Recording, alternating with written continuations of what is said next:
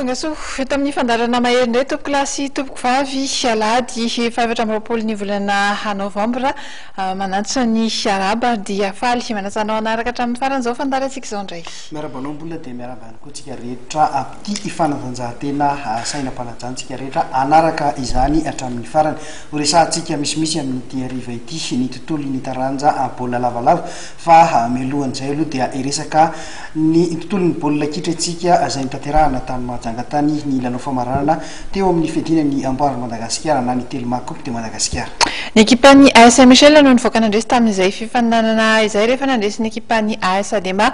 tamin'ny isa telo no roa tamin'ny lalao famaranana tanterahana moa atao amin'ny kianja Rabe Mananjara tao mahajanga atao ny ekipan'ny AS Michel ity zany no isolitenan'ny Madagasikara amin'ny amboaran'ny Afrika ny Coupe de la Confédération miaraka amin'ny ekipan'ny Knaps Sport eo amin'ny Champions League aty Afrika fantatra ihany koa fady amin'ny fadimy amin'ny folony volana desambra avizao no tanterahana ny Super Coupe de Madagascar etsy amin'ny kianjabe ny Mahamasina ka ifanandrinany indray ny ekipan'ny Knaps Sport izay sy ny AS Michel. Ivadika eo amin'ny taranja baolina lavalava isika nitotsaina tamin'ity tontolo andro ity ny lalao manasadalana teo amin'ny fedina ny ligina tompon-daka ny ligina lamanga teo amin'ny skajy vehivavy sy ny skajy lehilahy ho an'ny top 14 izany ka ny fanadihadiana ho arahantsika voalohany dia ny natavavoaka ny 3FP nanoloana ny TFM nakasina any amin'izay lalao manasadalana izay na afabela zany ny 3FP nanoloana ny TFM rehefa nandresy ny boakely manora tamin'isa 4-10 no 12.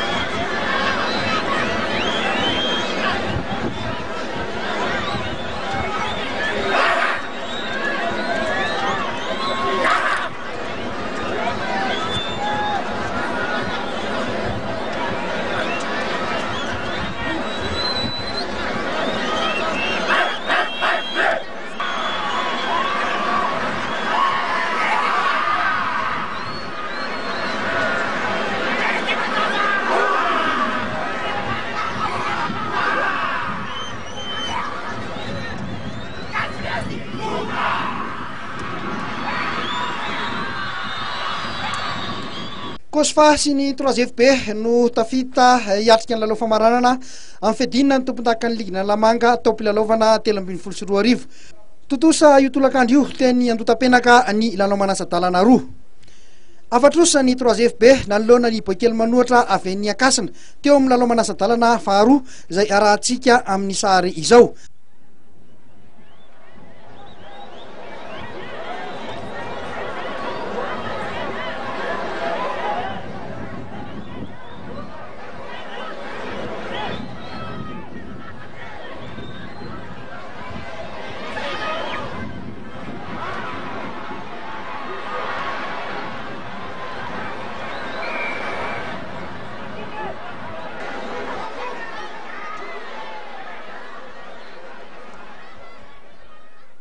Resin'ny 3FP tamin'isa 4-12 ny TFM nakasina.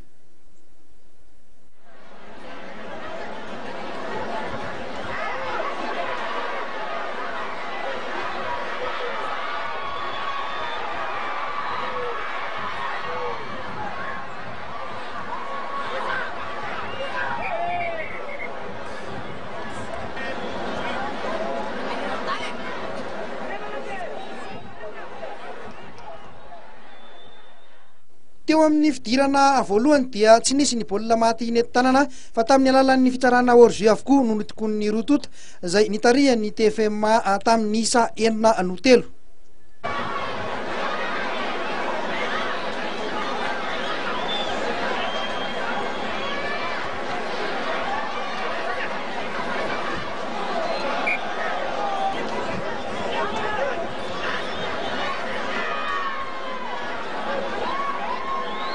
teo amin'ny fidinana faharoa dia tsy nisy sonarano intsony ny fanafiana fa dia totoafo atrany natao anaty eva io natao amin'ny 3 quart mbola anoporofony ny 3 FB nefa ny fanana ny mpilalao ny Makidy Madagasikara ka nahatongavan'izy ireo baolina nety tanana izay tamin'ny alalina ny Sidonie zany izay nitondra azy ho any amin'ny lalao famaranana. Manohy ny dia makany amin'ny lalao famaranana zany ny ekipan'ny 3 FB vita atre kosa ny an'ny Bakely Manohatra ny amin'ity taom-pilalaovana ity no amin'ny fedinan'ny tompondakan'ny Ligue Lalamanga any amin'ny fedinan'ny tompondakan'ny Madagasikara iray mifankahita.